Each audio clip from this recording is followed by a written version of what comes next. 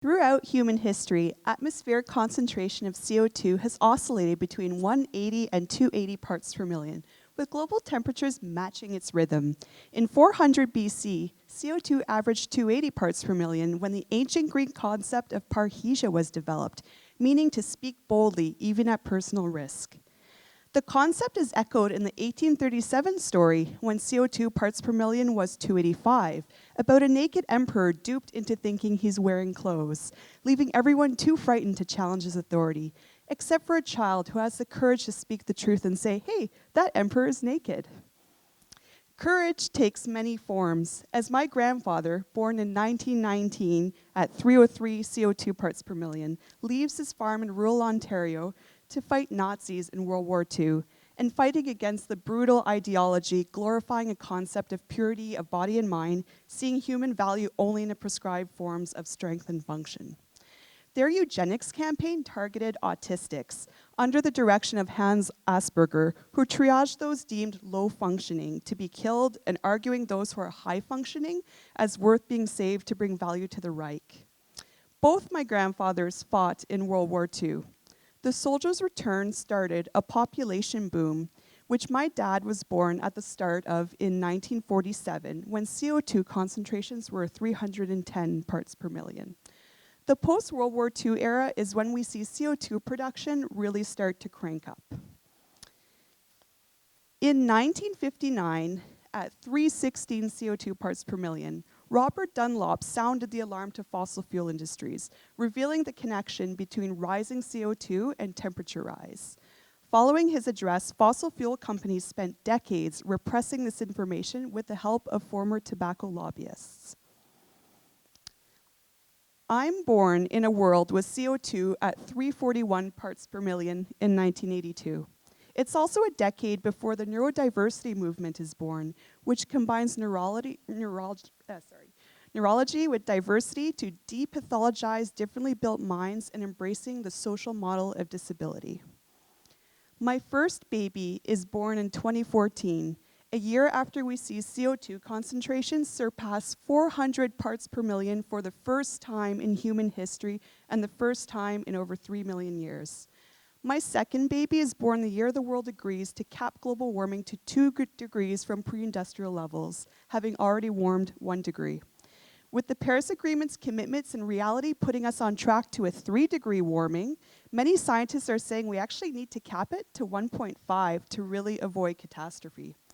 My third baby was born last year, and he takes his first breath in a world that sees CO2 concentrations at 409 parts per million.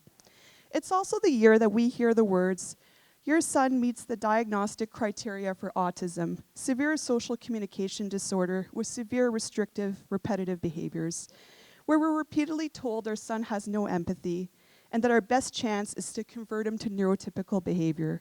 We're inundated with terms like disordered, low functioning, severe, weird. The sooner we rejected those labels, the quicker we were able to find vibrant autistic communities. We see the ways he's learning and exploring the world and his profound empathy surpassing most neurotypicals I've met, and how he blossoms, blooms, and grows when his neurobeautiful differences are embraced.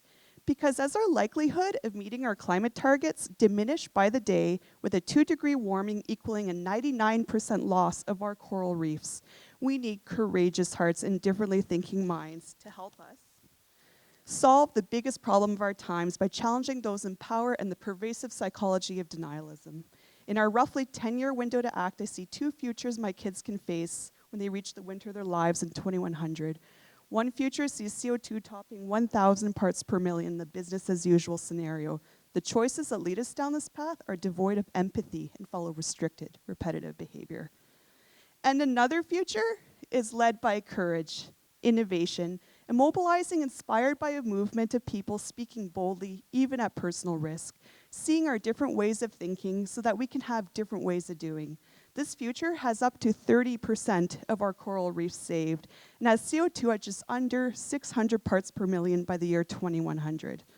As I look at our Edmonton skies every summer beating out the previous for worst wildfire season in western provinces, I wonder, which one of those futures do my kids get? And what are we going to do about it here in the province with the highest rates of climate denial in Canada? It's not true that autistics have no empathy. They're just not as vulnerable to neurotypical social cues. Social communication differences can mean not focusing on empty small talk and preferring people say what they really mean. Repetitive and restrictive interests are passions to dedicate oneself to creatively and with persistence. There is so much we wouldn't have in our society if it wasn't for autistic minds. But let's not make the mistake of only attributing people's worth based on what they can invent for a destructive society built for neurotypicals. Let's support a neurodiverse world that embraces differences and challenges old power structures. Greta spoke of her autism as being her superpower, allowing her to see things differently and not fall so easily for lies. Climate change is her special interest, and she's captured the world's attention as she tells world leaders to their faces that they are not doing enough and they need to listen to the scientists. She speaks truth to power. This climate movement is in line with all the great movements that have advanced humankind. How fitting that it is advancing from the courage of an autistic girl who can use parrhesia to speak to her emperors boldly and point out the simple truths that many of us fear to admit. This iconic photo, coming up, Earthrise, really changed the ways that we viewed our world. The science on climate change is settled. There is no other side, and there is no other moment. As CO2 has now reached 415 parts per million this year, this is our time to fight for our home. Thank you.